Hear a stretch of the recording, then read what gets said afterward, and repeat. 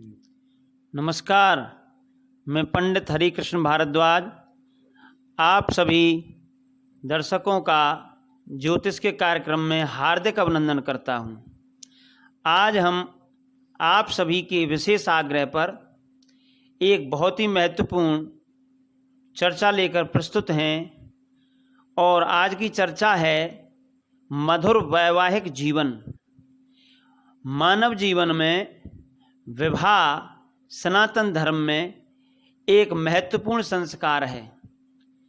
विवाह के पश्चात ही सनातन धर्म में मनुष्य सभी धार्मिक कार्यों को करने के लिए अधिकार प्राप्त करता है। सनातन धर्म में विवाह एक संस्कार है, यह ना बंधन है ना यह समझौता है। और शास्त्रों के अनुसार जो 4 पुरुषार्थ हैं, धर्म, अर्थ, काम और मोक्ष, उनको प्राप्त करने के लिए वैवाहिक जीवन मधुर हो, सुखद हो, पति की अथवा पत्नी की विशेष सहायता प्राप्त हो, इस निमित्त उसका जीवन सुखद हो, उसके लिए हम बहुत महत्वपूर्ण चर्चा ज्योतिषीय आकलन यहाँ पर लेकर प्रस्तुत हैं। तो जब भी आप किसी भी लड़की अथवा लड़के की कुंडली मिलान करें तो उसमें 7 महत्वपूर्ण सूत्रों पर अवश्य ध्यान दें कि उनका आगामी भविष्य कैसा रहेगा, उनका आपसी तालमेल कैसा रहेगा, उनका वैवाहिक जीवन मधुर रहेगा अथवा नहीं। तो हम आज यहाँ बहुत महत्वपूर्ण 7 ज्योतिषीय बिंदु आपको बताने जा रहे हैं, जिनको आप कुंडली मिलान करते समय अवश्य देखें। सर्वप्रथम सूत्र है, लग्नेश कन्या और वर का मित्र हो। नैसर्गिक मित्रता बहुत ही आवश्यक है। लड़के की और लड़की की कुंडली में जो लग्नेश हैं वो दोनों नैसर्गिक मित्र होने चाहिए। लग्न मनुष्य के व्यवहार, प्रकृति, स्वभाव, हाव भाव, उसके अंतःकरण को प्रदर्शित करता है और उन दोनों का लग्न का स्वामी मित्र होगा तो उन दोनों की प्रकृति, हाव भाव, स्वभाव, दृष्टिकोण, चिंतन एक जैसा रहेगा और उनका वैवाहिक जीवन मधुर और सुखद रहेगा। इसलिए सर्वप्रथम जब भी आप कुंडली मिलान करें तो उसमें दोनों ग्रहों की, लग्नेशों की मित्रता देखें। जिस प्रकार आप यहाँ देख रहे हैं कि एक कुंडली कर्क लग्न की है, दूसरी कन्या की कुंडली धनु लग्न की है। कर्क के स्वामी होते हैं चंद्रमा और धनु लग्न के स्वामी होते हैं देवगुरु बृहस्पति।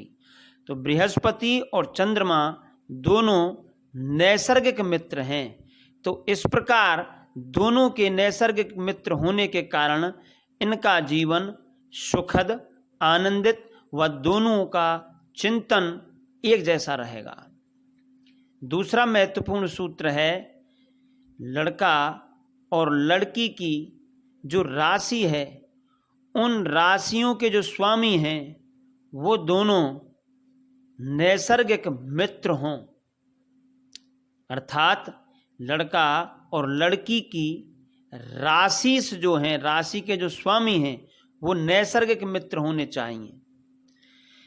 राशि का अर्थ है आपकी लग्न कुंडली में जहाँ चंद्रमा बैठा है वही आपकी राशि है और चंद्रमा बहुत महत्वपूर्ण है। इसीलिए प्रत्येक कार्य में मनुष्य की राशि देखी जाती है, चंद्रमा का विचार किया जाता है, क्योंकि चंद्रमा ही अकेला ऐसा ग्रह है जो 2.25 दिन में एक राशि को पूर्ण कर लेता है, बड़ा शीघ्रगामी है। और चंद्रमा का हमारे मन पर बहुत प्रभाव है। इसलिए जैसा चंद्रमा आपका होगा उसी प्रकार का प्रभाव आपके मन पर होगा। यदि दोनों के राशियों के स्वामी नैसर्गिक मित्र होंगे तो उन दोनों के मन आपस में मिलेंगे और उन दोनों का मानसिक संतुलन बहुत अच्छा रहेगा। दोनों में प्रेम भाव बहुत अच्छा रहेगा।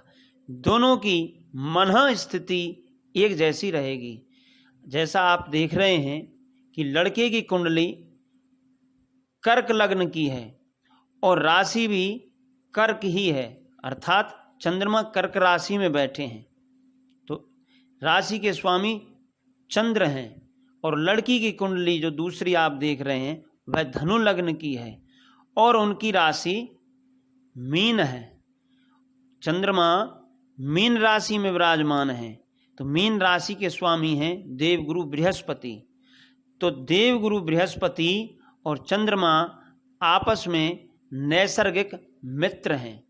तो जब दोनों ग्रह लड़के और लड़की के राशि नैसर्गिक मित्र होंगे तो उनके मन की स्थिति एक जैसी रहेगी और उनमें आपस में दाम्पत्य जीवन मधुर रहेगा।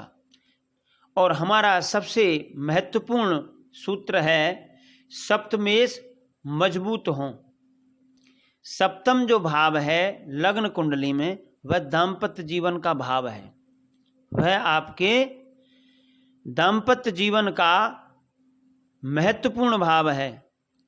जब भी आप लड़के और लड़की की कुंडली मिलान करें तो सप्तम भाव का जो स्वामी है उसकी स्थिति जरूर देखें। यदि सप्तम भाव का स्वामी अर्थात सप्तमेश मजबूत हो, बलवान हो, अच्छे भावों में विराजमान हो, अच्छे ग्रहों के साथ हो तो उनका जीवन मधुर रहेगा। जैसा आप देख रहे हैं कर्क लग्न की कुंडली है, सप्तम भाव के स्वामी शनि हैं और वो उच्च होकर के चतुर्थ भाव में तुला राशि में बैठे हैं। तो जब भी लड़के और लड़की की कुंडली को आप देखें तो उसमें दोनों की स्थिति इस प्रकार देखें कि उन दोनों के सप्तमेश मजबूत हैं अथवा नहीं। यदि सप्तमेश मजबूत हैं तो उनका दाम्पत्य जीवन बहुत ही सुखद, आनंदित, मधुर व प्रगाढ़ प्रेम उनमें रहेगा, क्योंकि यह दाम्पत्य जीवन का भाव है। यदि सप्तमेश बलवान होगा दोनों का तो दोनों नैतिक जीवन में आनंदित रहेंगे, कभी भी अपने जीवन में अनैतिक कार्य नहीं करेंगे। जिस प्रकार दूसरी कुंडली में बुध दशम भाव में बलवान होकर के बैठे हैं। अब चौथा महत्वपूर्ण सूत्र है इसका, शुक्र की स्थिति अच्छी हो। लड़के का पत्नी का कारक ग्रह शुक्र है। जब भी आप लड़के की कुंडली देखें तो शुक्र की स्थिति बलवान होनी चाहिए, क्योंकि शुक्र सप्तम भाव का कारक भी है और पत्नी का भी कारक है। अर्थात शुक्र यदि लग्न कुंडली में मजबूत होगा, बलवान होगा, अच्छे भावों में होगा, अच्छी राशि में होगा, शुभ ग्रहों की दृष्टि होगी तो उसकी पत्नी सुंदर, सुशील, विद्वान, विदुषी, धर्मपरायण और पति सेवक होगी। तो शुक्र अवश्य देखें कि जब भी आप कुंडली मिलान कर रहे हैं किसी लड़के की कुंडली देखें कि शुक्र की स्थिति किस प्रकार की है। शुक्र यदि बलवान है तो जीवन उसका पत्नी के साथ में आनंदित रहेगा।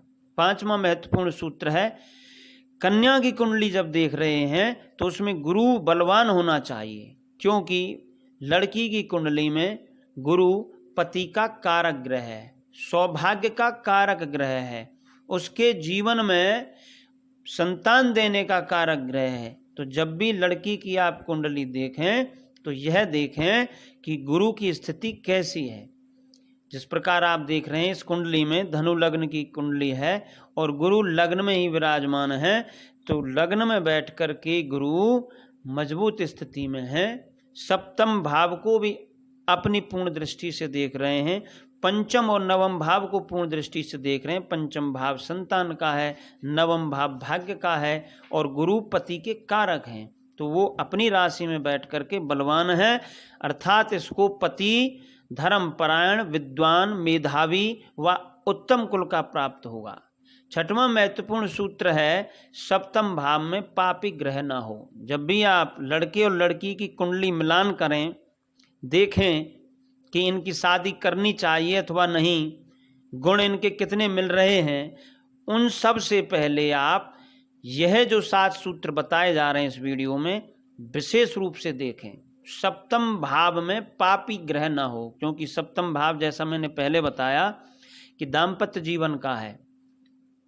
उसमें यदि पापी ग्रह शनि, राहु, केतु, मंगल अथवा सूर्य विराजमान होगा तो उन दोनों के वैचारिक मतभेद रहेंगे, या दोनों में से कोई एक बीमार रहेगा, रोगी रहेगा, अथवा दोनों में तलाक होगा, अथवा दोनों में से कोई दूर रहेगा, वो एक साथ नहीं रहेंगे, कारण कोई भी हो। और भी अन्य चीज़ें देखते हैं, लेकिन यहाँ पर महत्वपूर्ण चीज़ आप यह समझें कि सप्तम भाव में पापी ग्रह न हो। पापी ग्रह होने पर उनके दाम्पत्य जीवन में कुछ ना कुछ समस्या बनी रहेगी। 7वां और अंतिम महत्वपूर्ण सूत्र है सप्तम भाव पर पापी ग्रह की दृष्टि ना हो, क्योंकि सप्तम भाव जो है दाम्पत्य जीवन का है, और जब कोई पापी ग्रह उस पर दृष्टि डालेगा तो वह उस भाव का नाश करेगा, उस भाव को दूषित करेगा, उस भाव के शुभ फल की प्राप्ति में कमी कर देगा।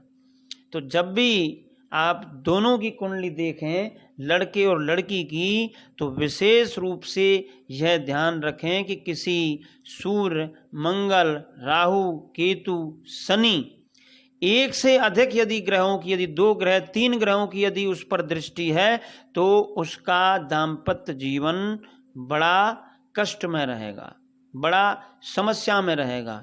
इसलिए गुण मिलान से पहले कुंडली मिलान करें और उनकी यह जरूर देखें कि सप्तम भाव पर मंगल राहु की दृष्टि तो नहीं। जैसा आप देख रहे हैं यहाँ पर लग्न से मंगल देख रहे हैं और एकादश भाव से राहु देख रहे हैं। तो ये जो महत्वपूर्ण 7 सूत्र आपको बताए हैं, इनको आप विशेष रूप से चेक करें। और आने वाले वीडियो में हम इसी प्रकार से 7 और सूत्र लेकर के 21 महत्वपूर्ण सूत्र आपको बताएंगे कि उनको जब भी आप कुंडली मिलान करें तो अवश्य देखें। आपका बहुत बहुत धन्यवाद। नमस्कार। जय श्री राधे।